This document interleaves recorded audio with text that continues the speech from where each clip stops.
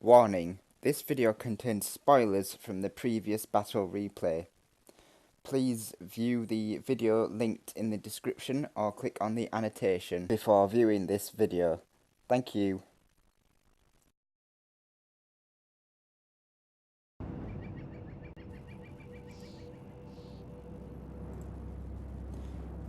Hello there guys, Captain Invisible here, and welcome back to another Medieval 2 Total War battle replay.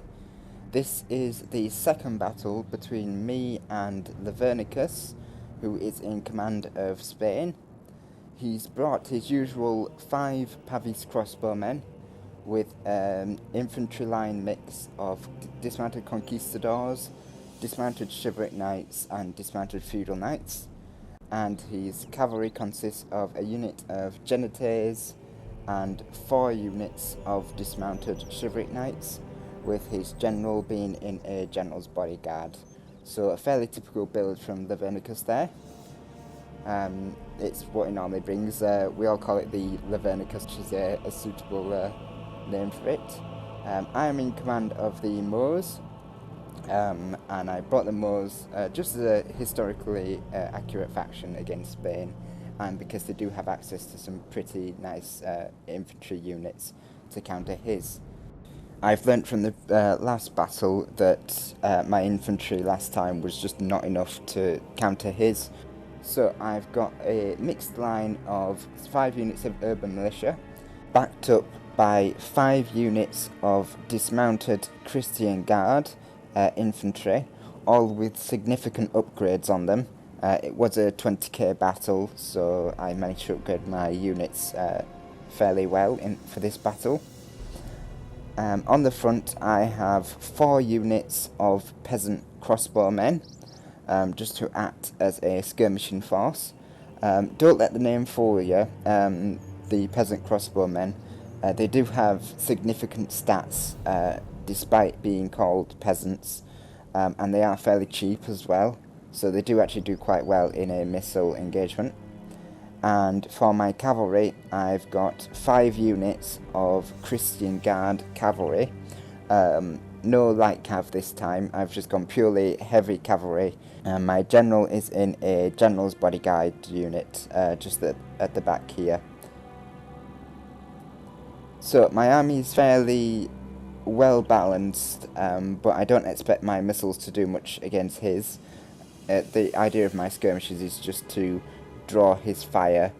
I will be able to rush if I have to, which was the idea behind my army.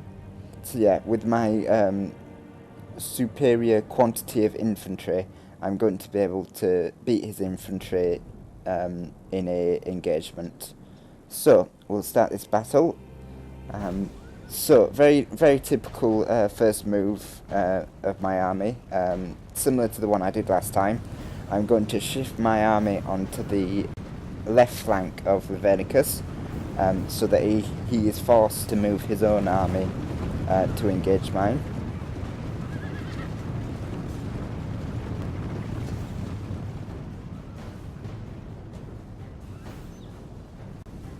So that's what he's doing, he's moving his crossbowmen into position, but the rest of his army is a bit slow to react.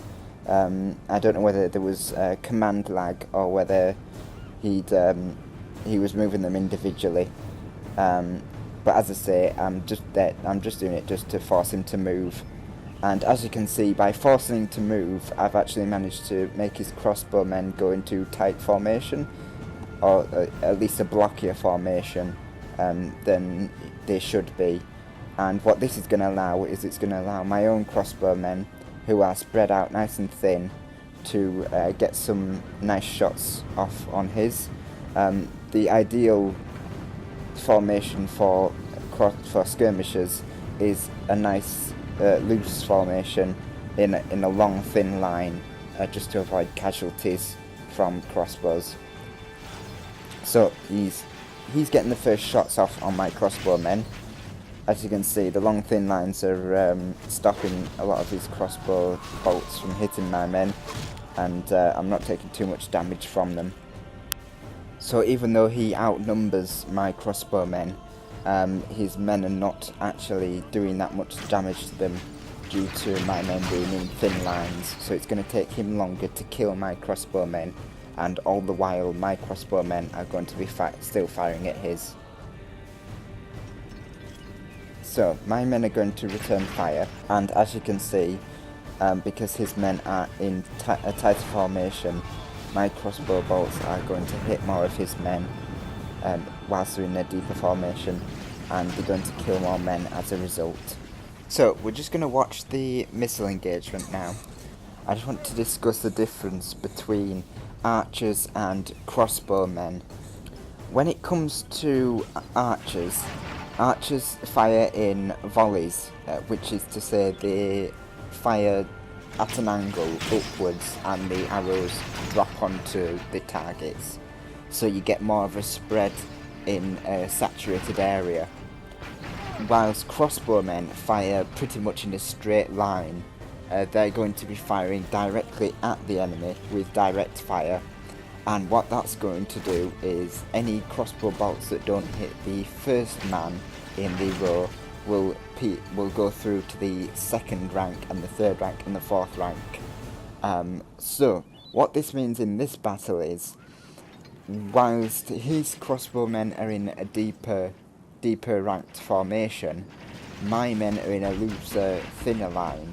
So any crossbowmen that miss my first rank are going to go back into the second and the third, and any that don't hit those three ranks are going to end up behind my men in the ground.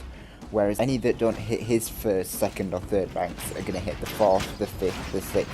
They're going to hit more ranks, so my men are going to have a better chance of hitting his, whilst his are in that deeper formation. Now, as you can see here, Lavernicus has tried to spread his crossbowmen out into thin lines, just like my crossbowmen. Unfortunately, what this has done is this has mixed his two units of crossbowmen together, so there is a higher concentration of men in the centre of the two mixed units. Now what this means is he's effectively mixed two units into one and put more concentration of men into one area. And what this is going to allow my crossbowmen to do is it's going to allow them to hit more men and kill more as a result of that. So we're going to see what damage they do now that he's mixed his men in, but as you can imagine, with there being so many men in such a short area, he's now going to take even more damage from my crossbowmen than he originally was when they were in separate loose units. So now the missile engagement has been going on for a short while. You can see that I'm finally starting to get an advantage over his crossbowmen. This is due to the fact that he's been moving his men around, keeping them in those blocky formations and spreading his men into thinner lines whilst mixing them in with his other units, whilst my own men have been left in a loose, thin line and have been shooting all this time whilst his men have been repositioning and moving into better positions. So my men have just been constantly firing at his throughout this skirmish engagement, and he's taken losses as a result. So it looks like that I'm finally going to get the advantage in this missile fight that I really didn't expect.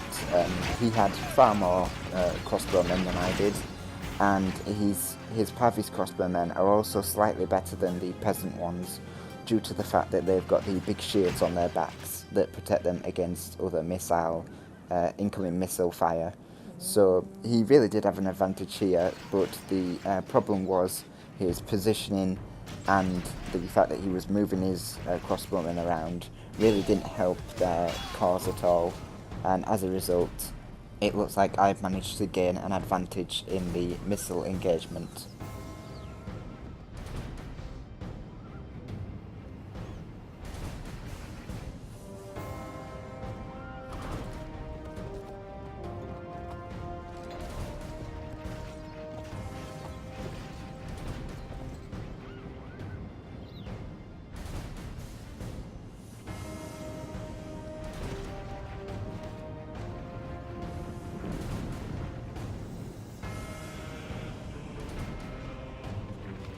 Now here, what I've done just to help my men completely win this engagement is I'm deciding to move one of my urban militias up in loose formation, just to place in front of my crossbow men to either take enemy fire or just to absorb some of the shots that are coming towards my own crossbow men. The urban militia will be quite good at this, simply because they're cheaper than my Christian Guard are. They have decent enough armour, and they've got big shields, so they should be able to take more missile fire. And plus I've got infantry to spare, so they are a decent enough infantry unit to do this with. Ideally I would have a peasant unit or something to really take the damage, something that I didn't mind throwing away, but the urban militia will do just as well, given that I have far more infantry than Lavernicus does anyway. So as you can see, the incoming fire is going to damage them slightly. They're not going to be able to stop a lot of the crossbow bolts, but what they are going to do is they're going to be able to absorb enough of them for my crossbow men that my crossbow men can survive a bit longer than would otherwise be possible. Plus it will give Lavernicus another target to shoot at, which if he decides to shoot at them, he's going to damage them more, but he's not going to then be damaging my crossbowmen, which he really needs to get rid of if he wants to pull back his missile advantage.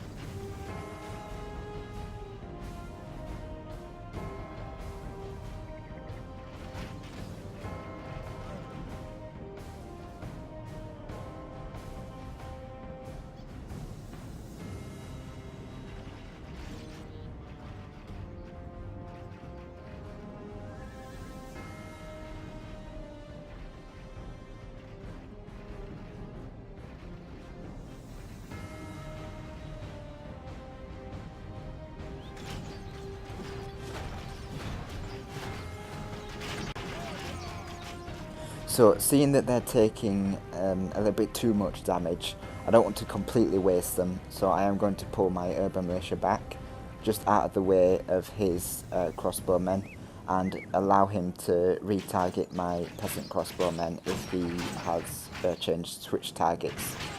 And now it definitely looks like the missile engagement is in my advantage.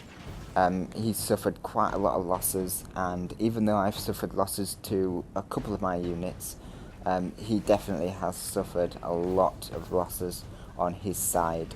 It's at this point that Lavernicus comes forward with one of his cavalry units, just to try catch my crossbowmen with a cavalry charge. But seeing it coming, I send forward my own cavalry to engage them, and these Janitors are not going to be able to take on my Christian Guard and are going to break.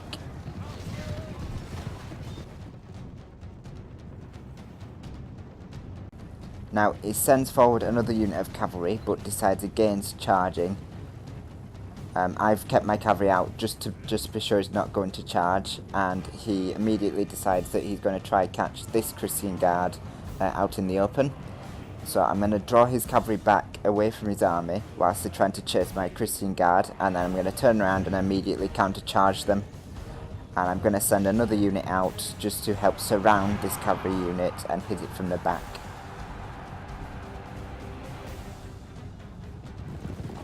So I managed to isolate this one unit of Chivalric Knights, and normally this would be a fairly even fight, but with my other cavalry unit, it's going to be quite one-sided. He does send another unit of Chivalric Knights to help out, but I've managed to surround this unit, and I'm going to be able to destroy it fairly easily. Now he sends forward all of his cavalry. It's something he should have done earlier, because now he's suffered significant losses, and I'm going to be able to catch his cavalry and hold them, and then surround them with any spare units of cavalry I've got left. I do get a good charge on these crossbowmen that were going to be a nuisance later on, and I do surround these cavalry in the centre, so we're going to slaughter these Chivalric Knights in the centre.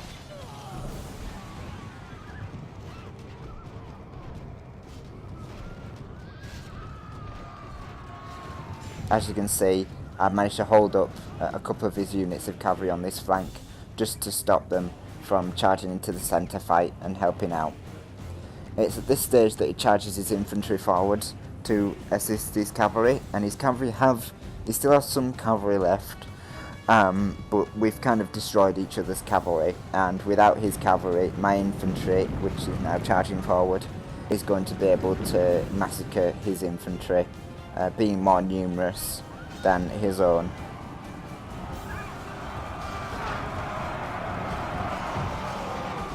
So as you can see, I've got plenty of infantry left to outflank, and he's not going to be able to stop me from doing this, given that he's got so few infantry. So I'm just going to charge all my infantry forward and flank where needed. My urban militia have gone in first. They are slightly weaker than my Christian Guard, and my urban militia are going to be able to soak up the enemy charges and do enough damage to the enemy, whilst my Christian Guard will come in as a reserve.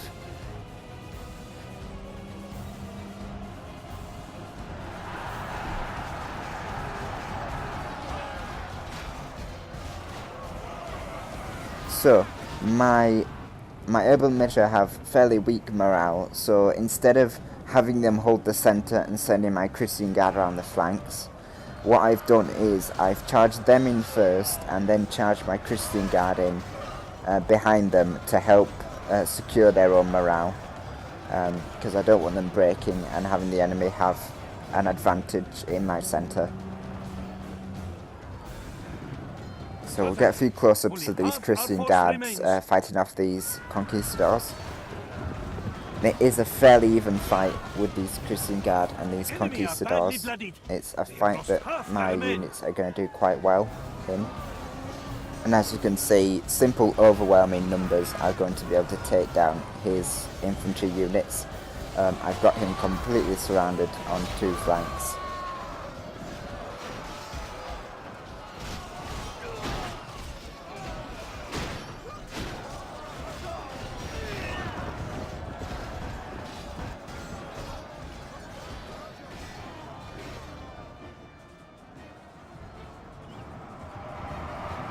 And he's only got his general really to free up some engagements. Over here, one of my urban militias routes to his general, charging it in the back.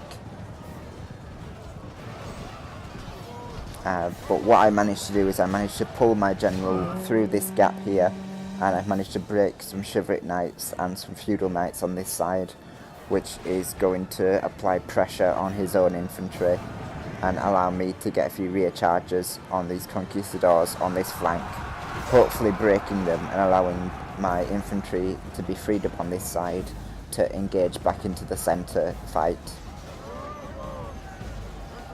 These conquistadors are fighting very bravely on this flank, holding off my men really well, but my general is able to outflank and hammer and anvil any infantry units that are trying to resist.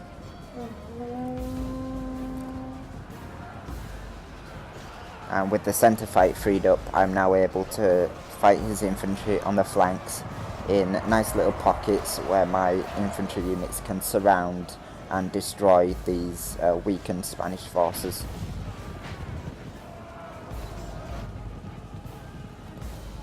He's trying to reinforce the centre, but by reinforcing the centre he's going to weaken his flanks, and he doesn't have the infantry to be able to do this, whereas my overwhelming numbers will be able to fight on all fronts and still have enough men to outnumber his.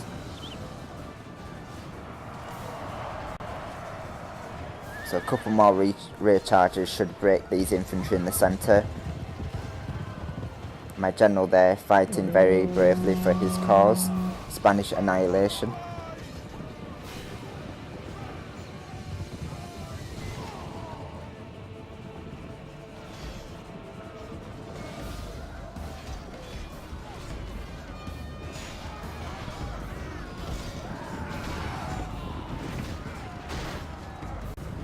So I still have quite significant numbers of infantry left. He did weaken me considerably, but given that all his infantry is dead, I've managed to achieve quite a victory in this fight. All he has is his general left, who's going to get a final glorious charge against my infantry. But at this stage, it's all going to be for naught, because he simply doesn't have the power left to stop me. And here my general is going to kill off the remainder of the general's bodyguard, leaving only the Spanish king left to make a final last stand against my Moorish forces. A very brave man. He will live on in the history of our glorious empire, but unfortunately his life will not. Rejoice! The infidel general lies dead. So, a very good battle, very close in fact from Lavernicus. It always is when you are fighting such a good player. As you can see from the results, we deployed exactly the same number of men, but I did get slightly more kills than he did. We did pretty much massacre each other, and it was only by a couple of units of infantry that I managed to pull this back. So it's a good battle to link into my other one. The tactics were slightly different from me, and it goes to show how different tactics can achieve different levels of victory or defeat, and certainly with Lavernicus using the same tactic, I was able to show you that. So I'll leave you with the results, and don't forget to give the Moors a try, because they are quite a good faction to play as. I certainly enjoyed playing as them, and as always, don't forget to rate, comment and subscribe, and if you haven't done so already, please check out the first battle I had with Lavernicus, because it was a really good one as well. Thank you.